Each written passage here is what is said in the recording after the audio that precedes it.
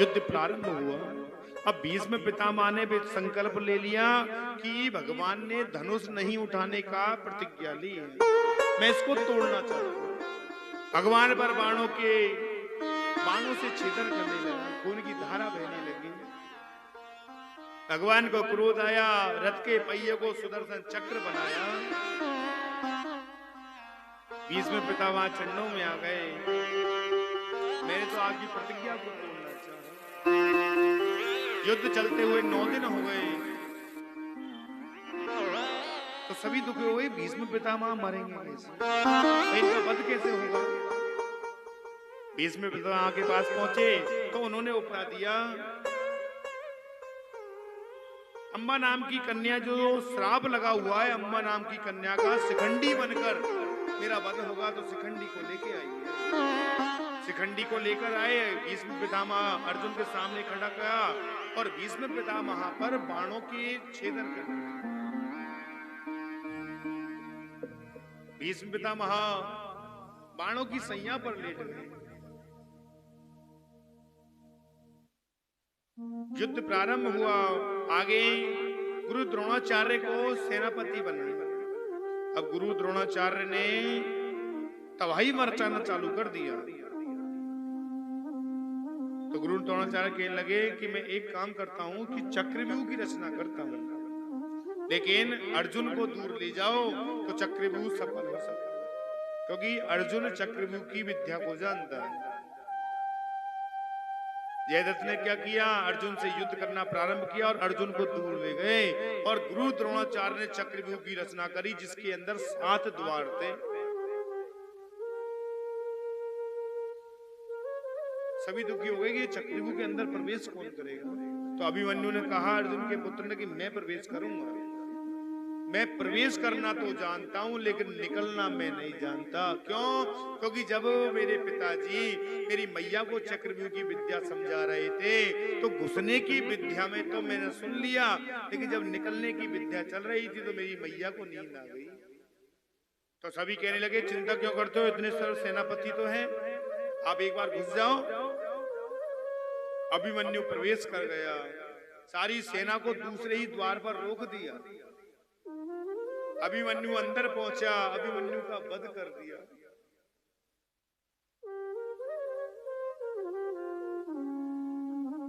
अर्जुन को पता चला कि मेरे पुत्र का वध हुआ।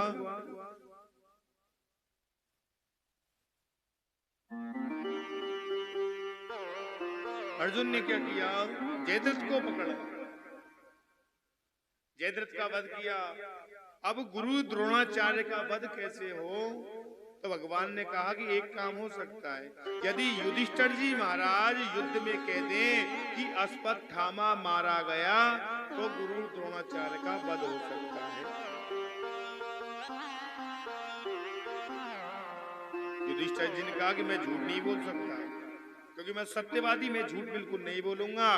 तो भगवान ने कहा एक काम तो करना, एक काम कह देना कि अश्वत्थामा हाथी मारा गया। ठीक। अब जैसे ही युधिष्ठिर जी ने कहा कि अश्वत्थामा मारा गया, और जब ढोल नगाड़े बज रहे थे, तो गुरु द्रोणाचार्य के ये तो नहीं आया कि अश्वत्थामा हाथी मारा गया, ये समझ में आया कि अश्वत्थामा मारा गया। गुरु द्रोणाचार्य ने अपने धनुष बाण छोड़ दिए। अर्जुन ने मौका देखा और मौके को देखकर गुरु द्रोणाचार्य का वध कर दिया।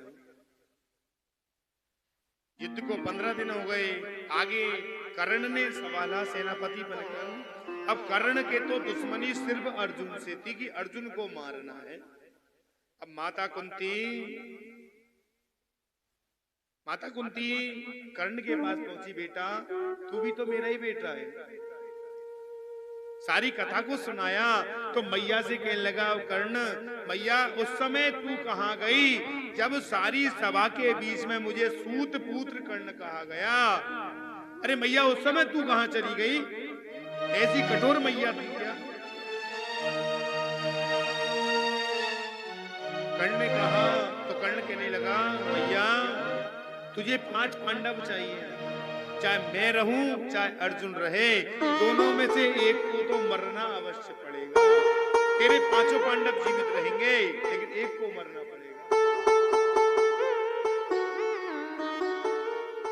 अब जैसे ही कहा तो भगवान ने क्या किया, सन्यासी का महात्मा का वेश बनाया और महात्मा का वेश बनाकर कर्ण के पास पहुंचे और कर्ण से जो सूर्य देवता ने कवच और कुंडल दे रखे थे उनको दान में ले लिए। युद्ध प्रारंभ हुआ। युद्ध प्रारंभ होते ही अर्जुन ने कर्ण का वध कर दिया। अब सिर्फ दुर्योधन बच गया। तो एक दिन क्या हुआ, गांधारी ने अपने पुत्र से कहा, बेटा एक काम कर, मैंने जीवन में कभी भी पर पुरुष का दर्शन नहीं किया, यदि मेरे सामने नग्न होकर निकल जाएगा तो तेरा सारी शरीर वज्र में हो जाएगा। ठीक है मैया। दुर्योधन ने क्या किया, जाने लगा तो भगवान आए, महात्मा का वेश बनाकर खा जा रहे भैया कि मैया के सामने जा रहा हूं नग्न होकर।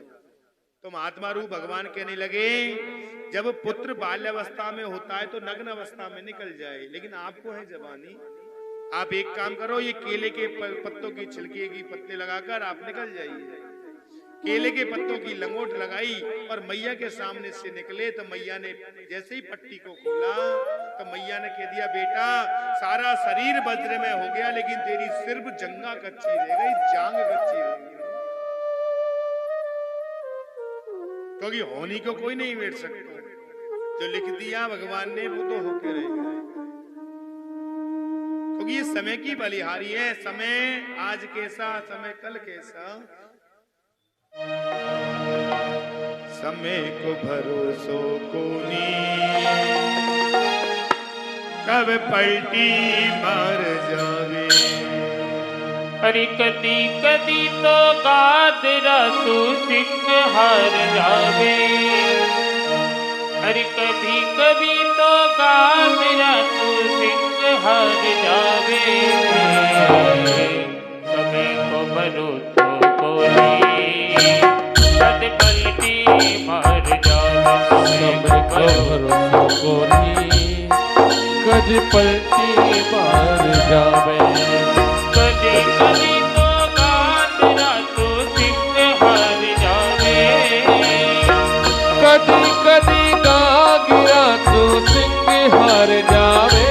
समय को भरोसो कोनी, कद पलटी मार जावे। समय को भरोसो कोनी, कद पलटी मार जावे।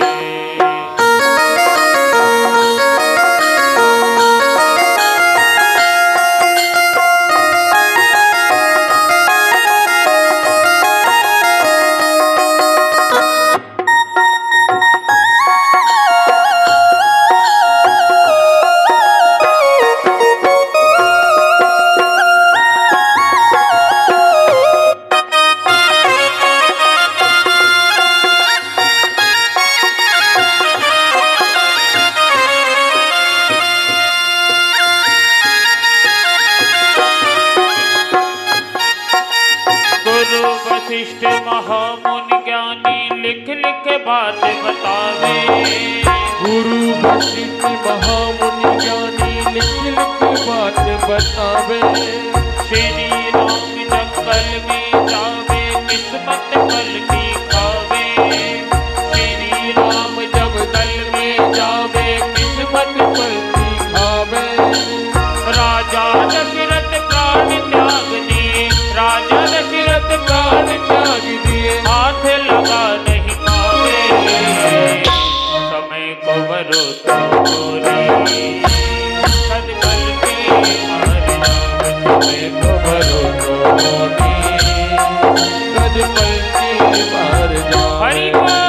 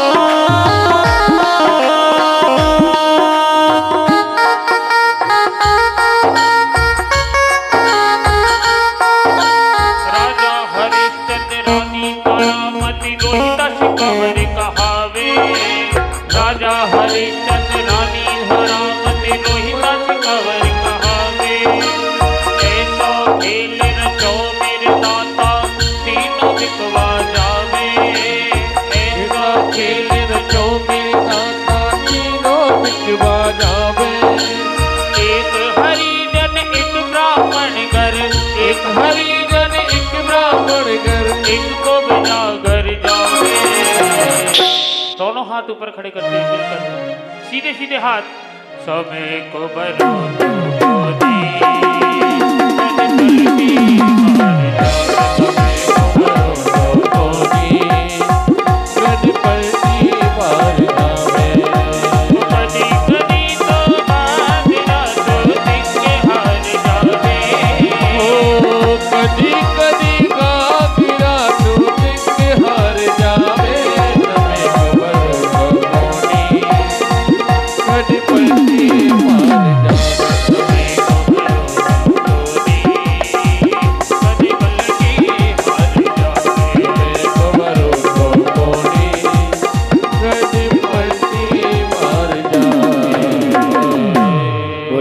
वत्सल भगवान की जय जय श्री राधे। उत्तरा के गर्भ में जाना, उत्तरा के गर्भ में ब्रह्मास्त्र पहुंचा। उत्तरा भगवान से प्रार्थना करने लगी, प्रभु मेरी रक्षा करो। भगवान ने छोटा रूप लिया और उत्तरा के गर्भ में जाकर ब्रह्मास्त्र को छीन करके उस गर्भ की रक्षा करी। अब वो गर्भ उसमें देख रहा कि 4 भुजा वाले। जैसे उनका जन्म हुआ तो वो पुत्र चारों तरफ देखने लगा, पर धन इच्छित उनका नाम हुआ परीक्षित जी महाराज। चारों तरफ परीक्षा करने से उनका नाम परीक्षित जी महाराज हुआ। एक दिन राजा परीक्षित ने क्या किया, नगर में भ्रमण कर रहे थे। अब नगर में अपनी प्रजा की देखभाल करते थे, तो उन्होंने एक जंगल में क्या देखा कि एक गैया जिसके 3 पैर कटे हुए और एक बछड़ा और एक काला पुरुष उस गैया को मार रहा। राजा पहुंचा, परीक्षित जी महाराज पहुंचे कि क्यों मार रहे हो उसको, क्यों मार रहे हो? तो काला पुरुष कहने लगा, प्रभु ब्रह्मा जी ने 4 युग बनाए, सतयुग, त्रेता, द्वापर और कलयुग। सतयुग चला गया, त्रेता चला गया और द्वापर चला गया, और अब मेरा युग आ गया कलयुग। भाई मेरा समय आ गया है। तो राजा परीक्षित कहने लगे कि तेरा समय आए चमत है, लेकिन मैं इस राज्य का राजा हूं, मेरे यहाँ ऐसा नहीं हो सकता। तो कलयुग ने कहा, प्रभु मेरे को रहने को जगह तो दो। कि ठीक है मैं जगह देता हूँ। राजा परीक्षित ने कौन कौन सी जगह दी कलयुग के लिए? जहां मदिरा का पान होता है वहां कलयुग का निवास है, जहां पर स्त्री गमन होता है वहां कलयुग का निवास, जहां जीव हिंसा होती है वहां कलयुग का निवास, जहां मांस का सेवन होता है वहां कलयुग का निवास। कलयुग कहने लगा, प्रभु सब कुछ दे दिया लेकिन जगह कम रहेगी, क्योंकि मेरा भी तो परिवार बढ़ेगा भाई, मुझे भी तो और जगह चाहिए।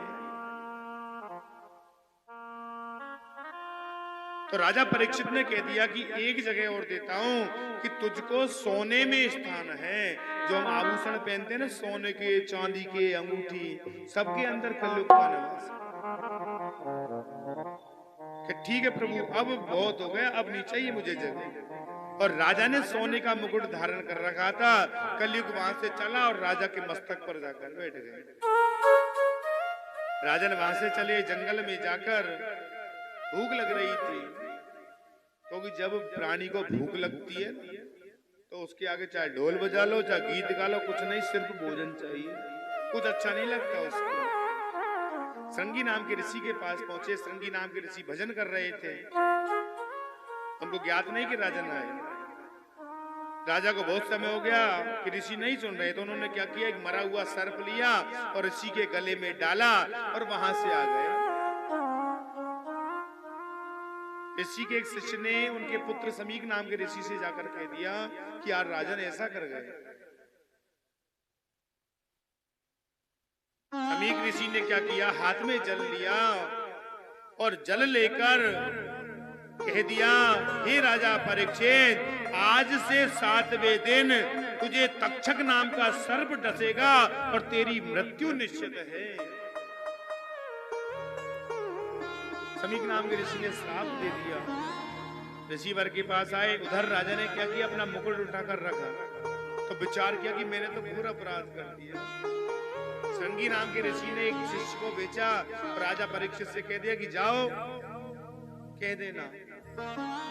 अब कलयुग ने अपना कार्य पूर्ण कर दिया। राजा परीक्षित को खबर मिल गई। राजा परीक्षित ने अपना घर बार सब छोड़ा और जंगल में भी निकल गए कि हमको मोक्ष मिलनी चाहिए। बहुत से विद्वानों के पास पहुंचे, सब कहने लगे कि आप यज्ञ करो, कथा करो, हवन करो।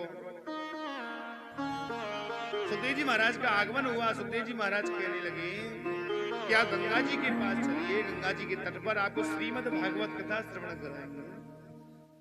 लेकिन कथा को सुनने से पहले सबसे पहले अपने मन को जीतना पड़ेगा। हम कथा सुनने आते, मन तो है नहीं और कथा में बैठे हुए। सर्वप्रथम अपने मन को जीतिए। दूसरा, कथा में विश्वास करना सीखिए। परमात्मा के नाम में विश्वास करना सीखिए। प्रातःकाल जल्दी उठकर स्नान करना चाहिए। कौन से स्नान करने चाहिए? 3 तरह के स्नान होते हैं, मनुष्य स्नान, ऋषि स्नान और राक्षस स्नान। सुबह 4 बजे, प्रातः 4 बजे जो स्नान होते हैं वो तो होते हैं ऋषि स्नान। सूर्य उदय नहीं हो उससे पहले जो स्नान कर लें उसको कहते हैं मनुष्य स्नान। और तीसरे होते हैं राक्षस स्नान।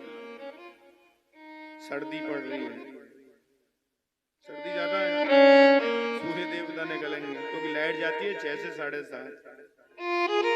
लाइट आई, गर्म पानी करेंगे, तब हम नहाएंगे। सूर्य उदय होने के पश्चात जो स्नान होते हैं वो होते हैं राक्षस स्नान। ब्रह्म मुहूर्त में स्नान करना चाहिए, परमात्मा का भजन करना चाहिए और विश्वास करना चाहिए। कथाओं को सुनाने लगे। वैकुंठ लोक के अंदर द्वारपाल थे, जय और विजय नाम के। द्वारपाल हरि के प्रिय दो, द्वारपाल हरि के प्रिय दो। जय और विजय जान सबको, जय और विजय जान सबको। ओ हो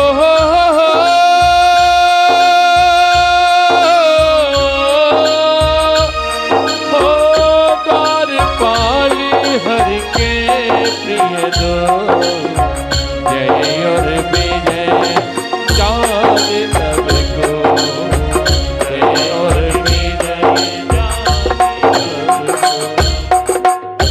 भगवान के द्वारपाल थे जय और विजय नाम के। सनक, सनंदन, सनातन, सनत कुमार नाम के ऋषि भगवान के दर्शन को गए तो 6 दरवाजे तो पार किए और 7वें दरवाजे पर द्वारपाल ने रोक दिया। कहाँ जा रहे हो? ये वैकुंठ है, ऐसी नग्न अवस्था में जा रहे हो। तो ऋषियों ने कह दिया कि वैकुंठ के अंदर भेदभाव कहां से आ गया? भाई वैकुंठ में तो सब सर्वत्र एक समान है। तो ऋषियों ने श्राप दे दिया कि आप 3 जन्मों तक 3 राक्षसों की योनि जाना करोगे। पहले जन्म में हिरणाक्ष हिरण्यकश्यप, दूसरे जन्म में रावण कुंभकर्ण और तीसरे जन्म में शिशुपाल दंतवक्र। एक बार हिरण्याक्ष नाम के राक्षस ने क्या किया? सारी पृथ्वी को एकत्रित करके पृथ्वी को रसातल के अंदर ले गया। सभी दुखी हो गए कि ये क्या हुआ। भगवान से विनती करने लगी तो भगवान ने क्या किया? बराहा अवतार सूकर का धारण करके हिरण्याक्ष नाम के राक्षस का वध किया और उसका वध करके पृथ्वी को लेकर आए। और जब पृथ्वी को लेकर निकले और जिस स्थान से लेकर निकले वो स्थान है सौरोजी। हम जाते हैं कर्दम का अर्थ होता है जिन्होंने अपनी इंद्रियों का दमन कर लिया हो, सबको अपने बस में कर लिया हो। उन्होंने विचार कर लिया कि मैं विवाह नहीं करूंगा, मैं विवाह नहीं करूंगा। भजन करने लगे। अब भजनों में वर्षों निकल गए तपस्या करने में। तो भगवान प्रकट हुए। भगवान कहने लगे, हे कर्दम ऋषि, आप विवाह करिए, क्योंकि स्वयंभू मनु नाम के महाराज के 3 पुत्रियां हैं, आकृति, देवती और प्रसूति नाम की। वो देवती नाम की कन्या के साथ आपका विवाह करेंगे और आप विवाह करने को हाँ कर देना। तो कर्दम नाम के ऋषि ने कह दिया, प्रभु मैं विवाह तो कर लूंगा, लेकिन मेरे को एक वरदान चाहिए। कि बोलो? कि वरदान ये है कि आप मेरे घर जन्म धारण करोगे, पुत्र रूप में आपको आना पड़ेगा। तो ठीक। कर्दम नाम के ऋषि और देवती नाम की कन्या का विवाह हो गया, बड़े आनंद से निवास करने लगे। कर्दम नाम के ऋषि और देवती माता के 9 कन्याओं का जन्म हुआ। सबसे बड़ी कन्या का नाम था कला, उसके लिए मारीची नाम के ऋषि के लिए भी आई। दूसरी पुत्री थी माता अनसुईया, क्योंकि अनसुईया माता पतिव्रत धर्म को धारण करती थी।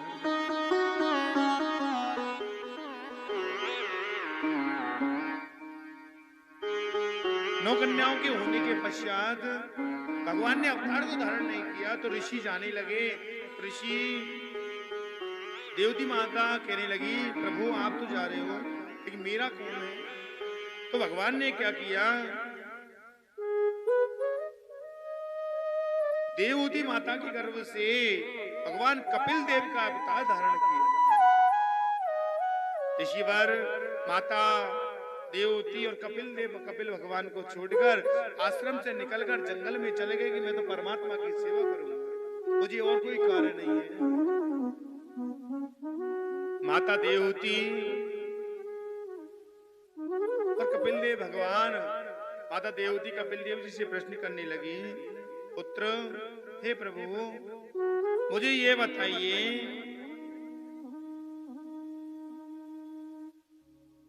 ये बंधन क्या होता है और बंधन में किसके बंधना चाहिए? तो कपिल देव भगवान कहने लगे, सारी मोह माया को, जंजाल को छोड़कर परमात्मा के बंधन में बंधना चाहिए। यदि वैकुंठ की प्राप्ति करनी है तो परमात्मा के चरणों में समर्पित हो जाना चाहिए, क्योंकि भक्ति भी 2 प्रकार की होती है, निष्काम भावना की और सकाम भावना की। निष्काम भावना की भक्ति कौन सी? परमात्मा के मंदिर में गए, भगवान के आगे हाथ जोड़ा, बिना काम के भक्ति करते हैं, वो होती है निष्काम भावना। और सकाम भावना की, भगवान परमात्मा के मंदिर में गए, पूजा पाठ करी, भगवान से कहने लगे, प्रभु मेरा ये थोड़ा सा काम कर दे, मेरे शरीर में ये व्याधि है, इसको दूर कर दे, मैं ये कर दूंगा। तो निष्काम भावना की भक्ति को लेकर परमात्मा का भजन करना चाहिए। तन पवित्र सेवा किए, धन पवित्र कर दान, मन पवित्र कर भजन सवे, त्रिविध होत कल्याण। त्रिविध होत कल्याण। जितना भजन हो सके उतना भजन करना। माता देवहूति कहने लगी, हे प्रभु मुझे ये बताइए कि जीव का जन्म कैसे होता है? बलदेव भगवान ने समझाने लगे, पुरुष का वीर्य और माता का रज मिलकर एक पुरुष पुत्र का जन्म होता है, गर्भ में धारण होता है। प्रथम महीने में उस पुत्र का सिर निकल जाता है, दूसरे महीने में हाथ पैर बनना प्रारंभ होते हैं, तीसरे महीने में नाखून, रोम, हड्डियां बनना प्रारंभ हो जाती है, चौथे महीने में 7 धातुएं बन जाती है, 5वें महीने में भूख प्यास लगना प्रारंभ हो जाती है जीव को, 6ठे महीने 7वें महीने में जीव क्या करता है, मैया की दाई कुक्षा में पड़ा रहता है, जो मैया खाती है उसको भोगता रहता है। मैया जैसा भोजन करती है उसको सहन करता है और परमात्मा से विनती करता है, प्रभु, हे प्रभु मुझे इस यहाँ से निकाल, तो तेरा भजन करूंगा। 8वां महीना निकल जाता है, और जैसे ही 9वां महीना आता है करुण वेदना से प्रार्थना करता रहता, प्रभु मुझे निकाल दे। प्रसूत वायु चलती है और उस पुत्र का जन्म होता है और घर में थाली बज जाती है कि बेटा हो गया, बेटा हो गया, बेटा हो गया। अब जैसे ही जन्म होता है तो जो कॉल करार करके आता है उसको भूल जाता है, क्योंकि तो परमात्मा से कॉल करार कर रखी है।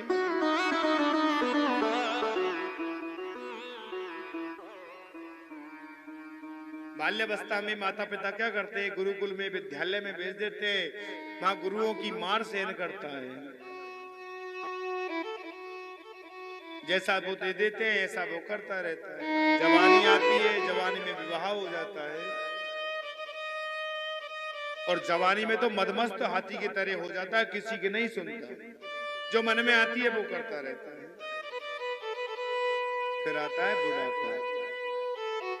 बुढ़ापे में अनेकों तो बीमारियां घेर लेती हैं, बीपी की, थायराइड की, शुगर की, अनेकों शरीर में बीमारी लग जाती है।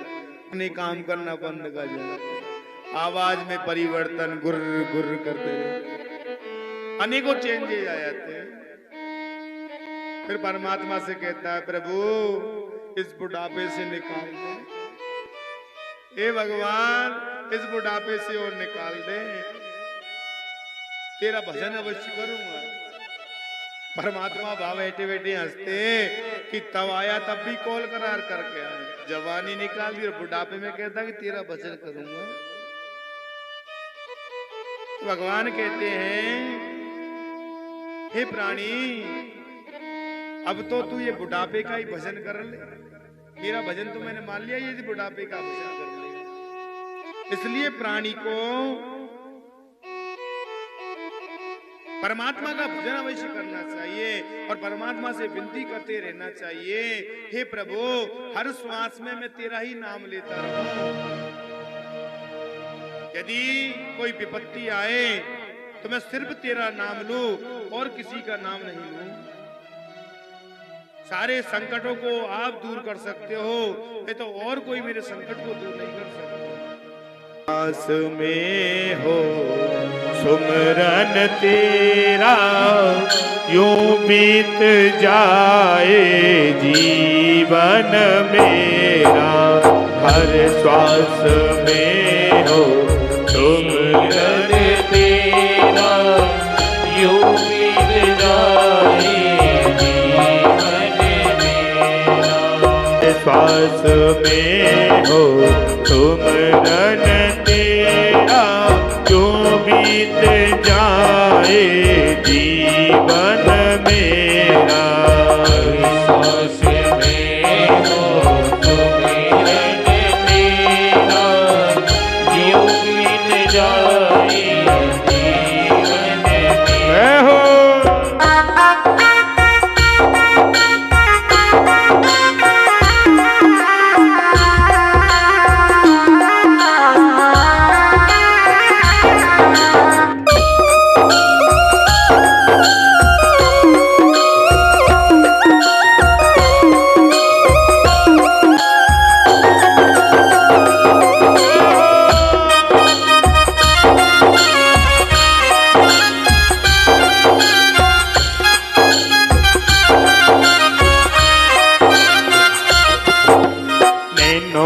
खिड़की से तुमको पल पल में निहारो, नैनों की खिड़की से तुमको पल पल में निहारो, मन में बिठा लो तेरी आरती उतारो, मन में बिठा लो तेरी आरती उतारो, डाले रहूं तेरे चरणों में डेरा, यूं बीत जाए जीवन मेरा, हर पल के हो सुमिरन तेरा, यूं बीत जाए जीवन मेरा। जो भी तेरा प्यारा हो वो मेरे दिल का प्यारा हो, जो भी मेरा प्यारा हो वो मेरे दिल का प्यारा हो, का ताज मेरी आंखों का तारा हो, मेरे दिल का ताज मेरी आंखों का तारा हो। सब में निहारो रूप में तेरा, यूं बीत जाए जीवन मेरा। हर साथ में हो तुम रंग तेरा, यूं बीत जाए जीवन मेरा। हरि बोल।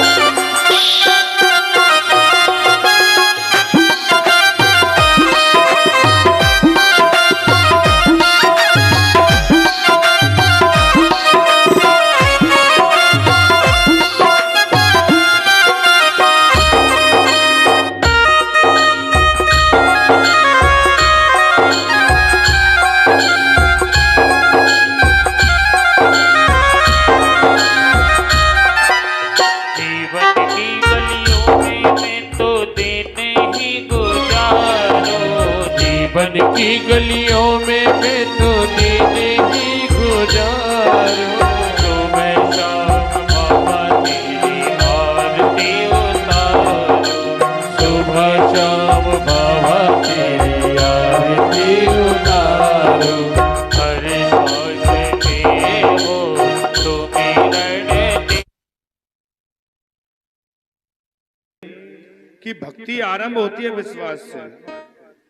विश्वासम फलदायकम, विश्वास होना चाहिए। माता देवती का आगे वंश नहीं चला,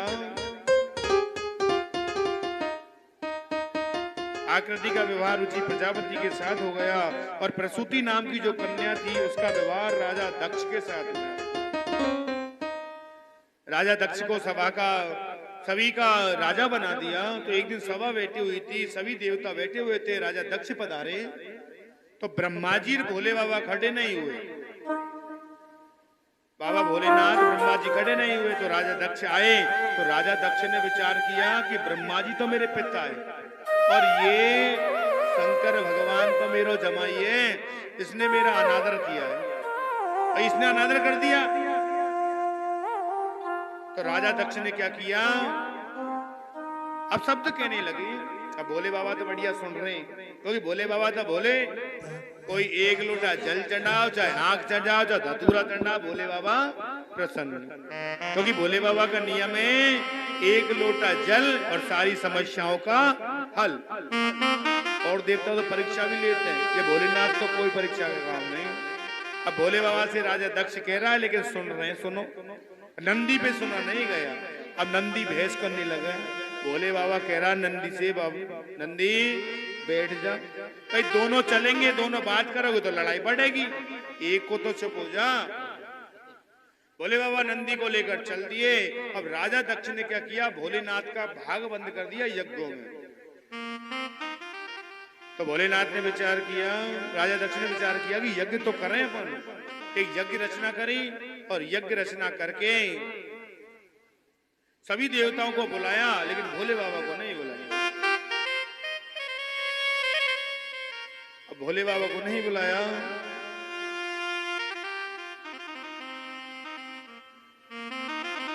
माता पार्वती के महल के ऊपर से देवांगना जा रही तो भोले बाबा माता पार्वती कहने लगी, बहना कहाँ जा रही हो, कि तुमको नहीं मालूम? कि नहीं, कि हम तो मजा रहे, तुम्हारे पिता ने यज्ञ करवाया, वहां देखने जा रहे कि मेरे पिता यज्ञ करवा रहे और मुझे ही पता नहीं है।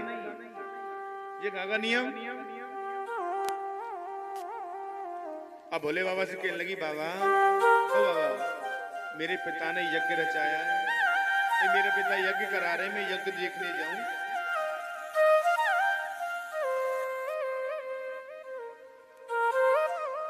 बाबा कहने लगे, देवी देखो, ना तो कोई बुलावा आया, ना कोई निमंत्रण पत्रिका आई, बिना बुलाए नहीं जाना चाहिए। लेकिन माता पार्वती तो गुस्सा हो गई कि नहीं, मैं तो जाऊंगी मेरे पिता के मुंह। भाई विवाह ही तो किया मेरा, कोई मोल तोरी दे दी तुम, भाई मोल तोरी खरीद लाए मो कोई, भाई ब्याह ही तो करियो मेरो। माता पार्वती गुस्सा हो गई, भोले बाबा को समझाने लगी, ओ बाबा मेरे पिता ने यज्ञ रचाए, मैं तो जाऊंगी देखने। अब भोले बाबा विचार करने लगे कि यहाँ रहेगी तो कोई काम की नहीं, और मत आएगी तो चल के राख की ढेरी होएगी, जा भाई देवी जा। अब भोले बाबा ने जैसे ही कहा, तो भोले बाबा ने नंदी अपने गणों को लेकर भेजा। माता सती पहुंची, और सती पहुंची यज्ञ में देखा कि सारे देवता लोगों का भाग है लेकिन भोले बाबा का भाग नहीं है। माता आरती की थाली लाई, लेकिन मैया से मना कर दिया, मैया इसकी जरूरत नहीं है मेरे को, जहाँ मेरे पति का सम्मान नहीं है वहां मेरा कोई सम्मान नहीं होना चाहिए। और पिताजी आपने किससे बैर लिया? भोले बाबा से। अरे जिनका 2 अक्षर का नाम भोले, कोई आग चढ़ा दे, धतूरा चढ़ा दे, प्रेम से कुछ भी चढ़ा दे, प्रसन्न हो जाए।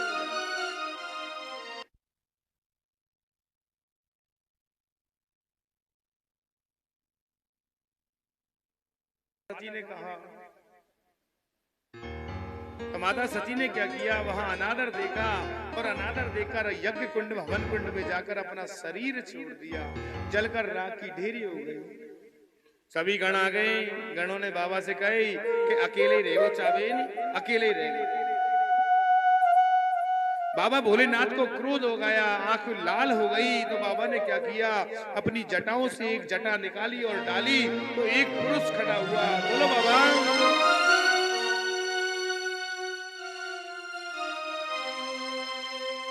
जो पुरुष उत्पन्न हुआ उसका नाम हुआ वीरभद्र। मेरे लिए क्या आदेश है बाबा बताइए? कि आप जाओ राजा दक्ष के यज्ञ को विध्वंस करके आओ। वीरभद्र चला, और वीरभद्र जाकर यज्ञ को विध्वंस करने लगा। भगन आपके देवताओं के नेत्रों को फोड़ दिया, भूखा नाम के देवताओं के दांतों को तोड़ दिया, क्योंकि ये हंस रहे थे। जब माता सती कह रही थी, राजा दक्ष को पकड़ा और मस्तक को तोड़ना चाहा, लेकिन टूटा नहीं। भोले बाबा को याद किया और भोले बाबा का स्मरण करके मस्तक को तोड़ा, हवन कुंड में डाल दिया। वीरभद्र आया, बाबा और कोई आदेश? तो बाबा ने आदेश दे दिया, बाबा ने वरदान दे दिया कि वीरभद्र तेरे को एक वरदान देता हूं, जो भी प्राणी मेरी पूजा करने आएगा तो सबसे पहले तेरी पूजा मान्य होगी। तो मंदिरों में जाते तो पहले वीरभद्र की पूजा करते, अग्र पूजा, तब बाबा पूजा स्वीकार करते। सभी देवता लोग बाबा के पास पहुंचे, बाबा हमारे संकटों को दूर करो। बाबा से हाथ जोड़कर विनती करने लगे, हे बाबा आपके बराबर कोई दयालु नहीं है, और बाबा आप हमारे हो, हम तुम्हारे हैं। बाबा भोलेनाथ है हमारा तुम्हारा, हमारा तुम्हारा। ओ बाबा भोलेनाथ है हमारा तुम्हारा, हमारा तुम्हारा। अरे महाकाल की इस नगरी में, महाकाल की इस नगरी में आऊं जन्म दोबारा। बाबा भोलेनाथ है हमारा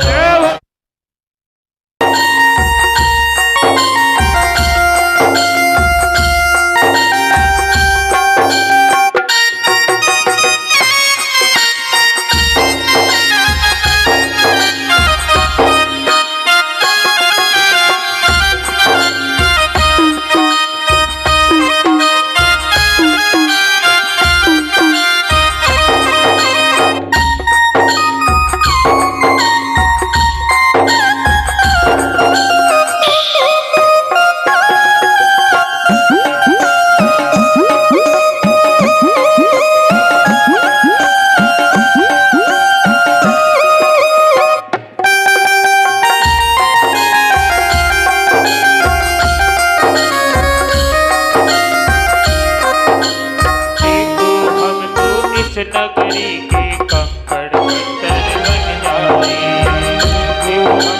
इस लकड़ी के कंकड़ पत्थर बन जाए। भक्त जनन के वीरे ऊपर आवड़ लेकर वो आए। भक्त जनन हमारे कमरे ऊपर कावड़ लेकर वो आए। अरे भक्त जनन के चरण पड़े तो भक्त जनन के चरण पड़े तो हो उद्धार हमारा।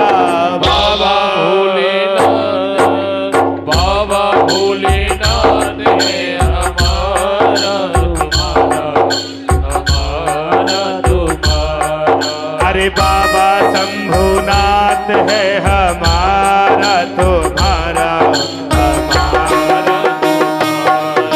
हमारा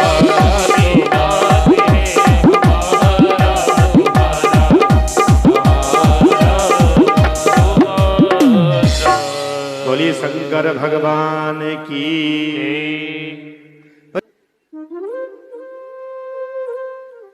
प्रियवत का मतलब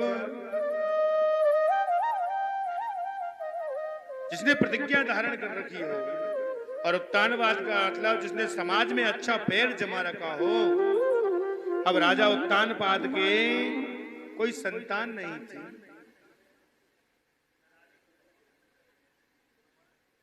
सुनीति के साथ रहते, निवास करते, तो सुनीति ने कहा, प्रभु यदि मेरे संतान का भाग्य नहीं है तो आप एक काम करिए, दूसरा विवाह कर लीजिए। तो राजा उत्तानपाद ने दूसरा विवाह सुरुचि नाम की रानी से किया, और जैसे ही सुरुचि नाम की रानी का आगमन हुआ, वो गर्भवती हुई, तो इधर सुनीति नाम की रानी भी गर्भवती हो गई। अब सुनीति क्या करती, ऋषियों के पास जाकर भगवान का भजन करती रहती। सूर्य जी के भी एक पुत्र का जन्म हुआ, और सुनीति के भी एक पुत्र का जन्म हुआ। सूर्य जी के पुत्र का नाम उत्तम था, और जो सुनीति नाम की रानी थी, उनके पुत्र का नाम ध्रुव जी महाराज हो।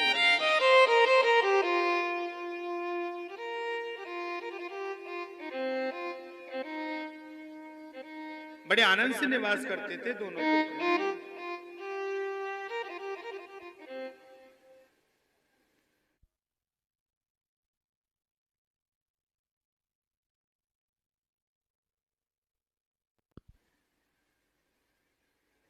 माता सुनीति अपने पुत्र को ले जाती, सत्संग में बैठाती, भगवान का भजन करवाती। एक दिन क्या हुआ, अपने पुत्र को बढ़िया तैयार किया, श्रृंगार करके, और कहा कि आप अपनी माता के पास, अपने पिता के पास जाइए, पिता से मिलने चले जाइए।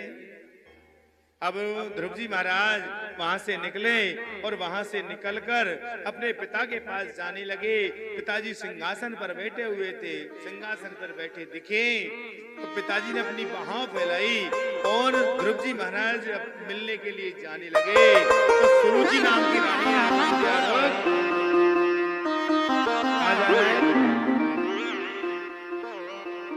ध्रुव जी महाराज कहने लगे, मैं पिताजी के पास। तो सुरुचि नाम की रानी ने कह दिया, यदि ये सिंहासन पर बैठना चाहता है तो मेरे गर्भ से जन्म लेना पड़ेगा। अब शब्द कहने लगे, ध्रुव जी महाराज रुदन करने लगे। राजा उत्तानपाद कुछ नहीं बोले, पुत्र रोने लग गया, बार बार रुदन करने लगा। रुदन करते हुए मैया के पास आया। मैया मौसी ने अपशब्द कह दिए, बहुत अपशब्द कहे, मैं तो इस महल में नहीं रह सकता, मैं तो परमात्मा का भजन करूंगा। माया विनया दर कौन करे, बरसा बिन सागर कौन भरे।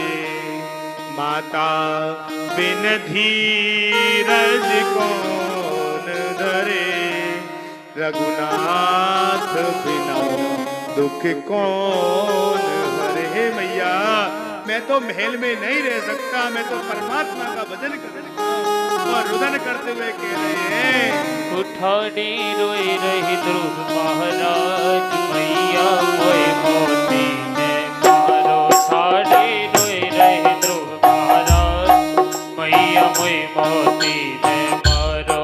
उठाड़े रोए रे ध्रुव महाराज, मैया मैं मोती ने मारो। अरे मैं मोती ने मारो, मैया मोए मोती ने मारो। अरे मैं मोती ने मारो, मैं मोती ने मारो। रोई रोई मेरे ध्रुव महाराज, मैया मोए मोती ने मारो। रोए रोए कह रे ध्रुव महाराज, मैया मैं मोती। जय हो।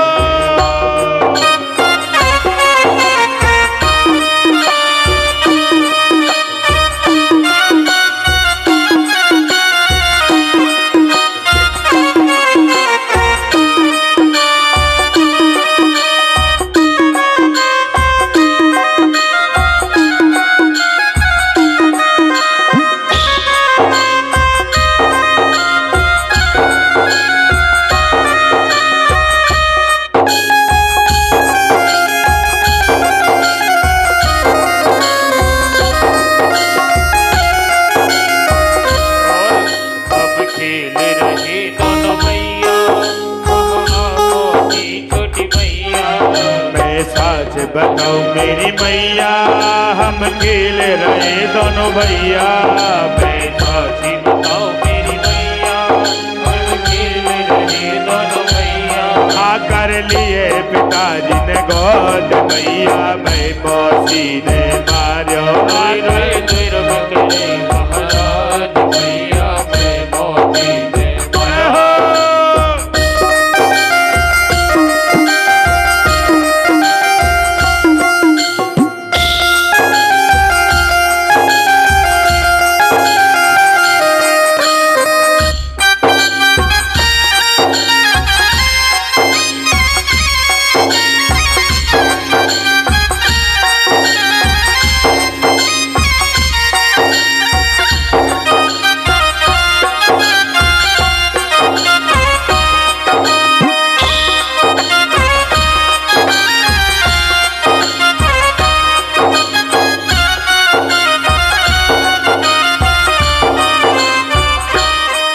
मैं राम भजन को जाओ, फिर लौट कभी ना आओ। राम भजन को जाओ, फिर लौट कभी नहीं आओ। मैं राम भजन को जाओ, फिर लौट कभी ना आओ। राम भजन को जाओ, फिर लौट कभी नहीं आओ। मन में करो तमाशा जाय मैया, मैं मौसी ने मारो। रोई रोई मेरे ध्रुव महाराज, मैया मैं मोती ने मारो।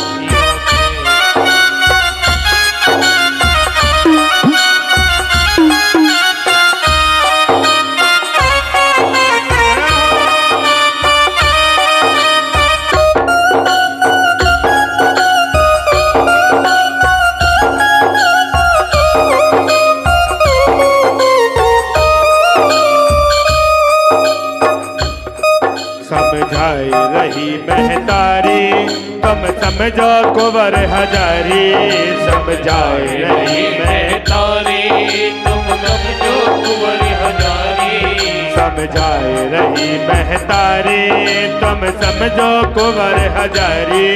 समझाई रही मैं तारे, तुम समझो कुंवर हजारी। मन को जब जइयो भगवान, रे मुझे बिता कर जइयो बन। रोई रोई महाराज, मैया मैं मोती ने मारो। आड़े रोए रहे ध्रुव महाराज, मैया मैं मौसी ने मारो। रोई रोई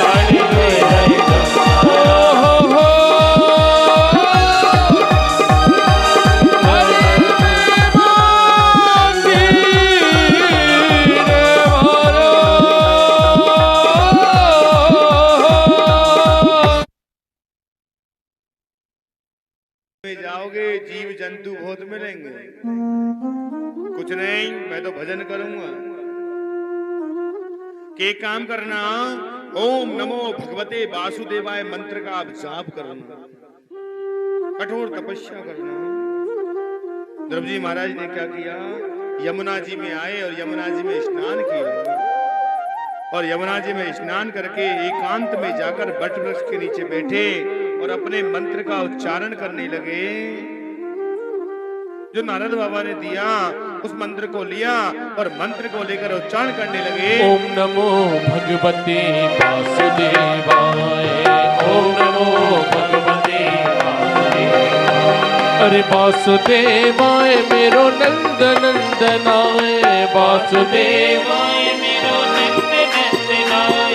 अरे नंद नंदनाय मेरो मुरली धराय, नंद नंदनाय मेरो मुरली धराय। अरे ओम नमो भगवते वासुदेवाय, ओम नमो भगवते वासुदेवाय। प्रभु जी का पहला महीना चल रहा है, भगवान का भजन करते, 3 दिन तक कुछ नहीं खाते।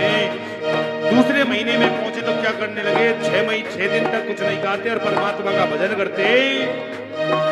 ओम नमो भगवते वासुदेवाय, ओम नमो भगवते वासुदेवाय। हरि ओम नमो भगवते वासुदेवाय, ओम नमो भगवते वासुदेवाय। तीसरा महीना चालू, 9 दिन तक कुछ नहीं खाते, बिना खाए निकाल देते। चौथे महीने में 12 दिन तक कुछ नहीं खाते, 12 दिन भूखे रहते। और जैसे ही 5वां महीना अखंड भजन का आया तो क्या किया कि भगवान का भजन करने और भजन करने के साथ साथ अखंड भजन चल रहा था। और जैसे ही 6वां महीना लगा, अपने दोनों हाथों को ऊपर करके एक पैर घुटने पर रखकर और परमात्मा के नाम का गुणानुवाद करने लगे। वासुदेवाय मेरो नंद नंदनाय, वासुदेवाय मेरो नंद नंदनाय। नंद नंदनाय मेरो वासुदेवाय, नंद नंदनाय मेरो वासुदेवाय। ओम नमो भगवते वासुदेवाय, ओम नमो भगवते वासुदेवाय। ध्रुव जी महाराज अखंड भजन करने लगे। 6ठे महीने में अपनी श्वास को ही रोक दिया, कंठ ना तो ऊपर जाए न नीचे जाए, अखंड भजन चल रहा था। देवताओं के सिंहासन हिलने लगे। ये क्या हुआ? सभी देवता प्रभु के पास पहुंचे, प्रभु ये क्या हो रहा है? क्या कुछ नहीं, मेरा भक्त मेरा भजन कर रहा है, चिंता मत करो। भगवान ने क्या किया, चतुर्भुज रूप लेकर ध्रुव जी महाराज के पास जाकर उसके कान पर, कपोल पर शंख बजाना प्रारंभ किया।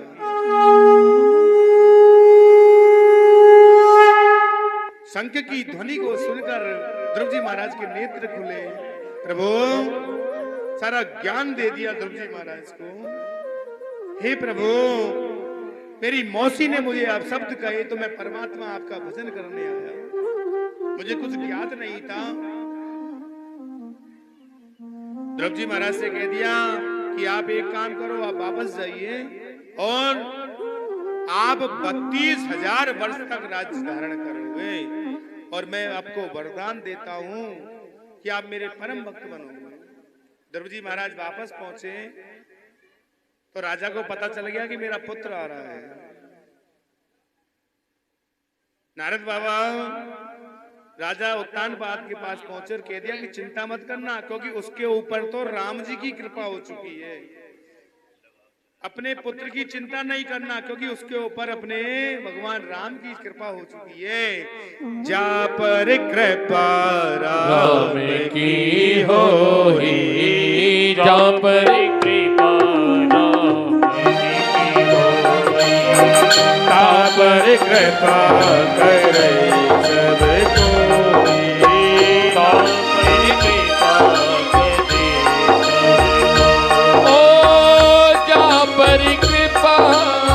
राम की होई, राम जी की होई, ता पर कृपा करे सब कोई, ता पर कृपा करे सब कोई। ध्रुव जी महाराज अपने राज्य में पहुंचे और राज्य में पहुंचकर पिताजी उनको लेने चले गए। पिताजी ने क्या किया, ध्रुव जी महाराज को सिंहासन बैठाकर जंगल में चले गए भजन करने। इधर उत्तम नाम के राजा ने क्या किया, पुत्र ने जंगल में वो गया, यक्षों से भिड़ गया और उसकी मृत्यु हो गई। सुरुचि नाम की रानी का मृत्यु हो गई। ध्रुव जी महाराज ने 32,000 वर्ष तक राज्य को धारण किया। और जब ध्रुव जी महाराज का जाने का समय हुआ तो जैसे ही विमान आया, विमान में बैठना चाहा ध्रुव जी महाराज ने, तो इधर उधर देखने लगे। तो पार्षद लोग कहने लगे, क्या देख रहे हो ध्रुव जी महाराज, अपने परिवार को देख रहे हो? तो पार्षदों ने कह दिया, ध्रुव जी महाराज, यदि आप जैसा पुत्र जन्म धारण कर ले तो 7 और 7 14 और 14 और 7 21 पीढ़ियों का तो उद्धार हो जाता है। 7 पीढ़ी तो स्वयं की, 7 पीढ़ी ससुराल पक्ष की और 7 पीढ़ी ननिहाल पक्ष की, 21 पीढ़ियों का उद्धार हो जाता है। और इस कलयुग में ध्रुव जी महाराज की जरूरत कहां पड़ती है सबसे ज्यादा? जब विवाह कार्य होता है, फेरे पड़ते हैं, तो पंडित जी फेरे पढ़ाते हैं तो 4 व्यक्तियों की गवाही लगती है, अग्नि देवता की, पंडित जी की, बरातीन की और एक ध्रुव जी महाराज की, जो हमेशा अटल साक्षी विराजमान रहते हैं।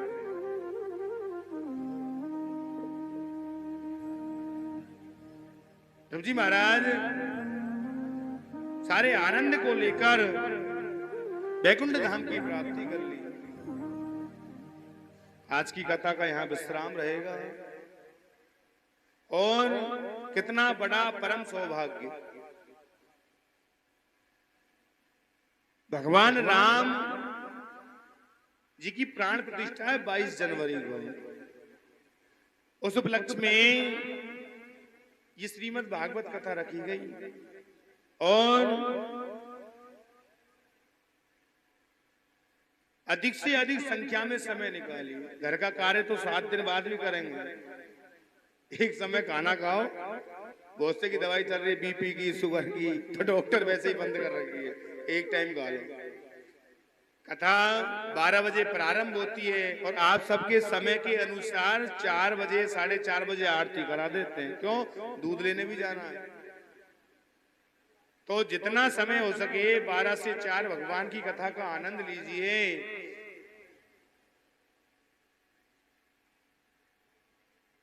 अब भगवान की आरती होगी और आरती से पहले भगवान का संकीर्तन करेंगे। संकीर्तन में ताली भी अवश्य हो जानी चाहिए। ऐसी वैसी कोई रेखा हो तो भिड़ जाएगी तालियों से। और जिसको बीपी की परेशानी हो वो भी सही हो जाएगी। बोलो राजा रामचंद्र भगवान की जय हो। नैना लगे मुरलिया बारे ते, अरे अब घर कैसे जाऊं। अरे नैना लगे मुरलिया बारे ते, अब घर कैसे जाऊं। नैना लगे मुरलिया अब घर कैसे जाऊं। अरे नैना नैना लगे मुरलिया बारे ते, अब घर कैसे जाऊं। नैना लगे मुरलिया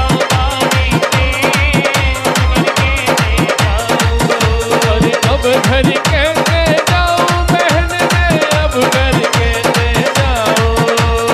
अब घर कैसे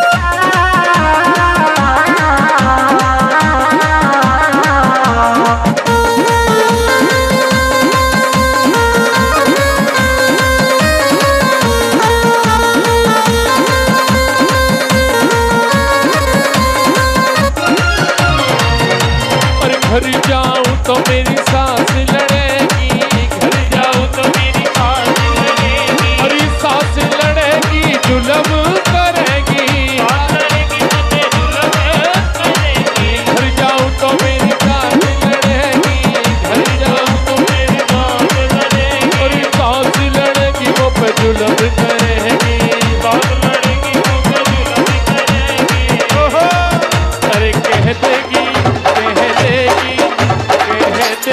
बलम हमारे से अब घर कैसे जाऊं, हरे हरे तेरी लगो अब घर कैसे जाऊं, अरे अब घर कैसे जाऊं मैं, अब घर कैसे जाऊं, अब घर कैसे जाऊं ओ नैना नैना नैना नैना नैना नैना लगे मुरलिया मारे थे अब घर कैसे जाऊं, नैना लगे मुरलिया मारे थे अब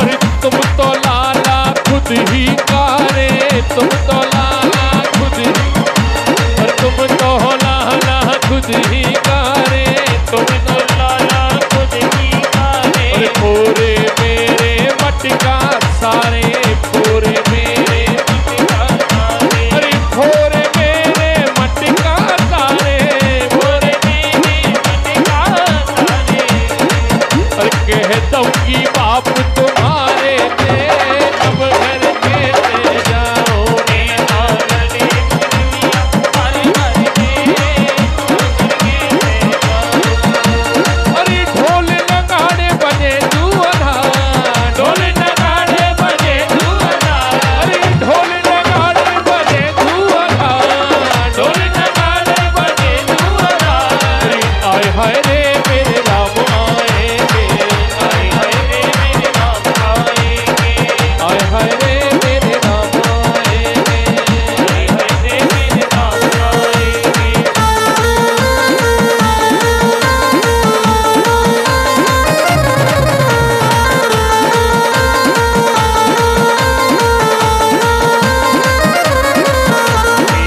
तेरी मर्जी का तेरी मर्जी का मैं हूँ भला, मेरे हल मेरे राम, जिसका मैं हूँ भला, मेरे हल मेरे राम, हल मेरे राम मेरे मतवाले राम, हल मेरे राम मेरे मतवाले राम, हल मेरे राम मेरे हल मेरे राम, हल मेरे राम मेरे हल मेरे राम, तेरी मर्जी का तेरी मर्जी का तेरी मर्जी का मैं हूँ भला, मेरे हल मेरे राम, जिसका मैं हूँ भला, मेरे हल मेरे राम।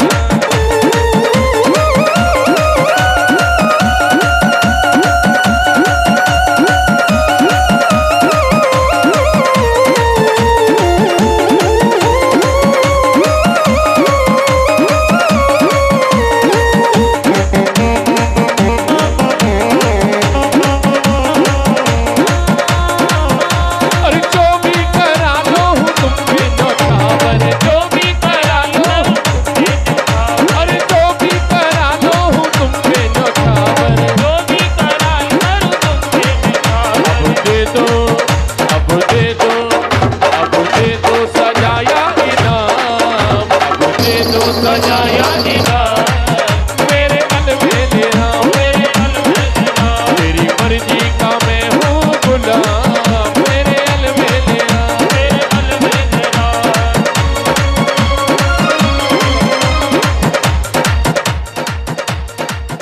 4 घंटे से कथा हो रही है, हमने कुछ नहीं बोला।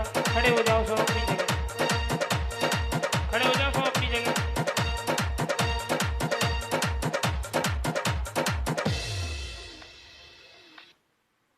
शांति पूर्वक आरती करनी है और रोज 5 थाली आरती की तैयार होगी, क्योंकि भगवान राम 496 वर्षों के बाद आ रहे हैं। तो रोज 5 थाली की आरतियां तैयार करेंगे पंडित जी, और रोज 5 थाली की आरतियों से भगवान की आरती करेंगे।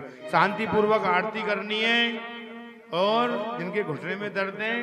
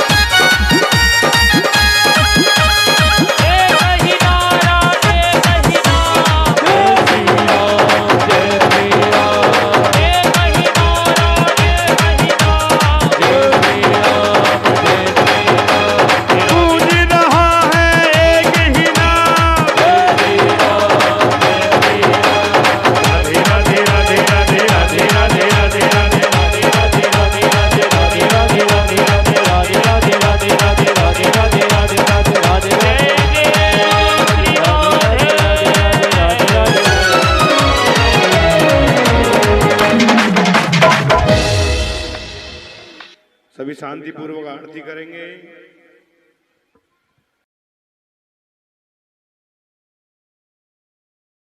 सारक कुछ गीत हारक सदा वसन्तं हृदयारविन्दे भवानी सहित नमामि। हरिः राजा राम तेरी आरती उतारो। हे राजा राम तेरी आरती उतारो। आरती उतारो तो तनी मन मारो। आरती उतारो तो तन मन मारो। अवध बिहारी तेरी आरती उतारो। हे राजा राम तेरी आरती उतारो। कनक सिंहासन राजत जोड़ी। कनक सिंहासन राजत जोड़ी। दशरथ नंदन जनक किशोरी। दशरथ नंदन जनक किशोरी। युगल छवि को सदा मैं निहारूं। हे राजा राम तेरी आरती उतारो। अवध बिहारी तेरी आरती उतारो। हे राजा राम तेरी आरती उतारो। ओ कौमि भाग्य शोभित जग जननी। काम भाग शोभित मां जननी। चरण विराजत है सुत अंजनी। चरण विराजत है सुत अंजनी। उन चरणों को सदा मैं पखारूं। हे राजा राम तेरी आरती उतारो। आरती हनुमत के मन भाई। आरती हनुमत के मन भाई। राम कथा नित शिव जी गाई। राम कथा नित शिव की गाय।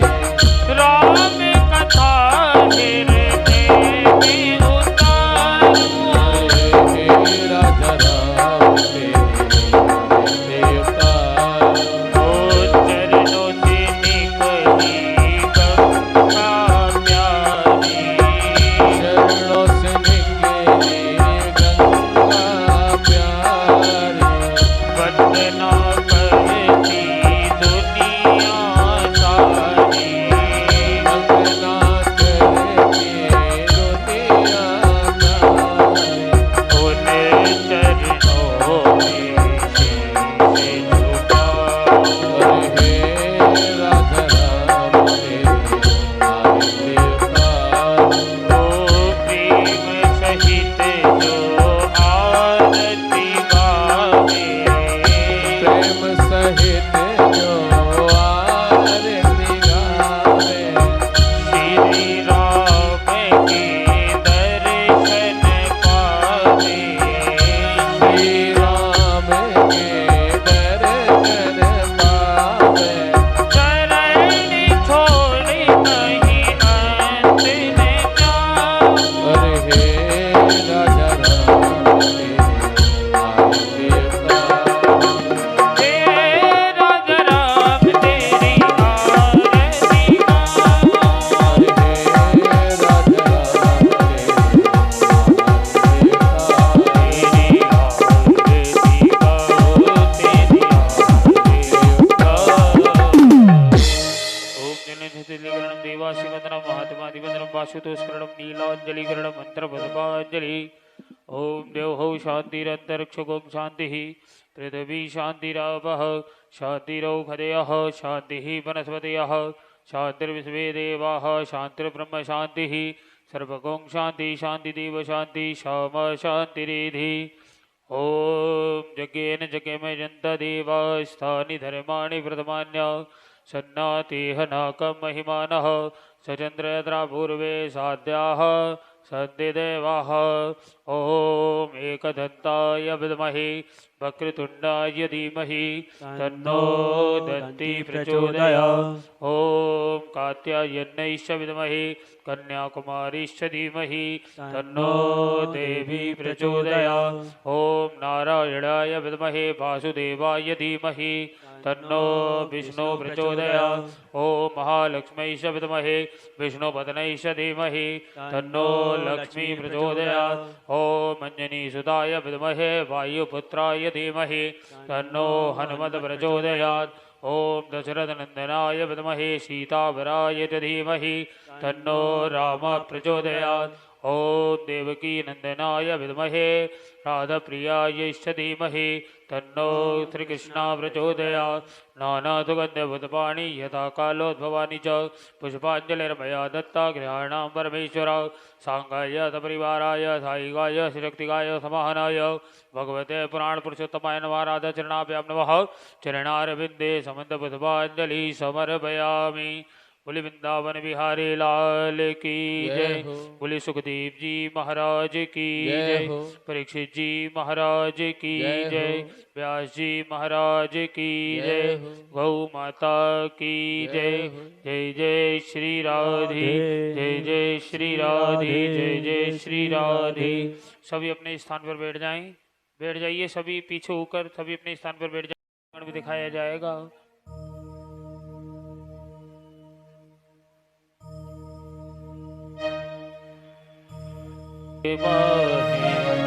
प्रेम से भोगे लगी ओ श्री आनंद कंदे भगवान प्रेम से भोगे लगी।